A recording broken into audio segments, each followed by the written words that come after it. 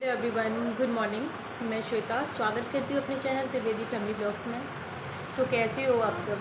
उम्मीद करती हूँ आप सब अच्छे होंगे, मैं भी अच्छी हूँ।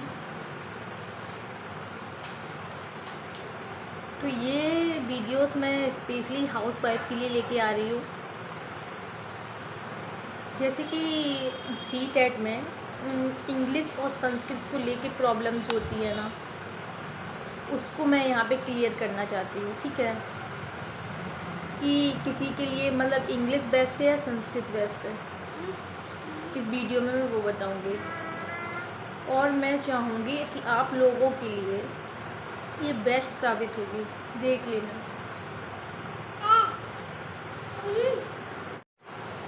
देखो, यदि आप लोगों का सवाल है कि यदि आप लोगों ने इंग्लिश और संस्कृत में कन्फ्यूजन तो दूर करूँगी ही, लेकिन एक वो होती है ना, आप इंग्लिश का पेपर देना चाहेंगे या हिंदी वाला पेपर देना चाहेंगे। ठीक है, तो उसके लिए आप इंग्लिश कैसे सही करें। यदि आप लोगों की इंग्लिश सही नहीं है तो उसमें चूज़ का ऑप्शन होता है, तो आप लोग हिंदी में भी पेपर दे सकते हैं, इंग्लिश में भी पेपर दे सकते हैं। ठीक है, तो इंग्लिश अच्छी है तो ही आप इंग्लिश पे फिल करना, और ना आप हिंदी में ही। ज़रूरी नहीं है कि आप इंग्लिश में ही करो, जितने हिंदी में नंबर मिलेंगे उतने ही इंग्लिश में नंबर मिलेंगे। ये नहीं है कि उसमें कम या इसमें ज़्यादा, या उसमें नेगेटिव मार्किंग हो या इसमें नेगेटिव मार्किंग हो, ऐसा कुछ नहीं है। ठीक है, और सेकंड, जब वो फॉर्म फिल होना तो उसमें सेकंड लैंग्वेज और फर्स्ट लैंग्वेज फिल करना, और आपको वो ध्यान रखना चाहिए कि आपने सेकंड लैंग्वेज कौन सी भरी है, इंग्लिश भरी है, संस्कृत भरी है। ठीक है, और जो भरी है, यदि जब आप पेपर देने जाएंगे ना तो वहाँ पे आपको दो तरह की इंग्लिश, दो तरह की हिंदी, दो तरह की संस्कृत का पेपर आपको अलग मिलेगा। ठीक है, अब तो ऑनलाइन पेपर होता है ना, तो उसमें तो आप कोई टेंशन ही नहीं है, तो उसमें आप निकालते चले जाएंगे, क्लिक करते हुए आगे आगे निकलता चला जाएगा। मैंने ऑनलाइन ये वाला ऑनलाइन पेपर भी दिया है ना, सी-टेट का, तो उसमें कोई प्रॉब्लम नहीं है। देखो, उसमें ये मतलब आपको ध्यान रखना चाहिए कि आपने इंग्लिश भरा है, संस्कृत भरी है। ठीक है, यदि आप लोगों की इंग्लिश सही नहीं है तो आप क्या करिए कि इंग्लिश की ज़्यादा से ज़्यादा पैराग्राफ पढ़िए। तो जैसे आप कोई कुछ भी काम कर रही हैं, जो हाउस वाइफ हैं, आप किचन में हैं, कहीं भी है ना, तो मोबाइल पे एक पैराग्राफ, अपनी इंडियन इंग्लिश होती है जो, आप बाहर वाली नहीं, अमेरिकन इंग्लिश है या कोई और इंग्लिश नहीं पढ़ने, तो समझ में वो इंग्लिश पढ़िए जो आप लोगों को समझ में आए। ठीक है, वो लगा के एक पैराग्राफ रख लीजिएगा। फिर आप सब मतलब इतनी लगाइए इंग्लिश की आपको समझ में आए, ऐसा पैराग्राफ लगाइए। और इतनी भी वीक इंग्लिश नहीं होनी चाहिए, ज़्यादा वीक है तो आप इंग्लिश नहीं लीजिएगा।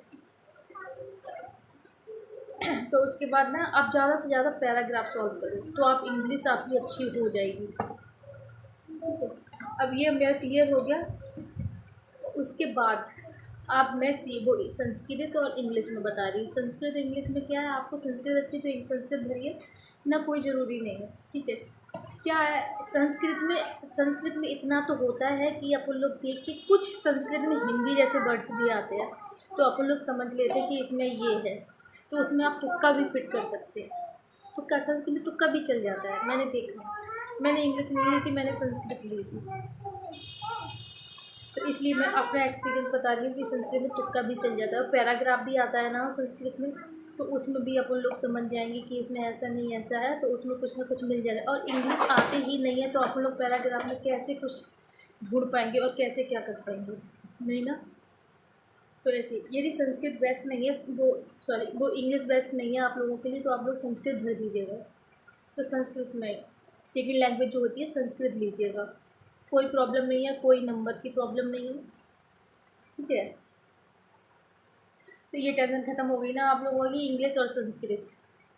मैं अपने लिए बता रही अपना एक्सपीरियंस। जिसकी इंग्लिश थोड़ी भी वीक है तो संस्कृत बेस्ट है, उसके लिए संस्कृत भर दीजिएगा।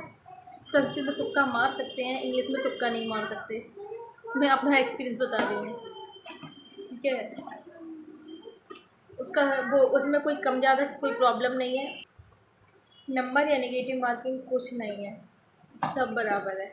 जितने संस्कृत में नंबर होंगे जितने इंग्लिश में नंबर होंगे, ठीक है। 150 का वो पेपर आएगा, 150 का ये वाला होगा।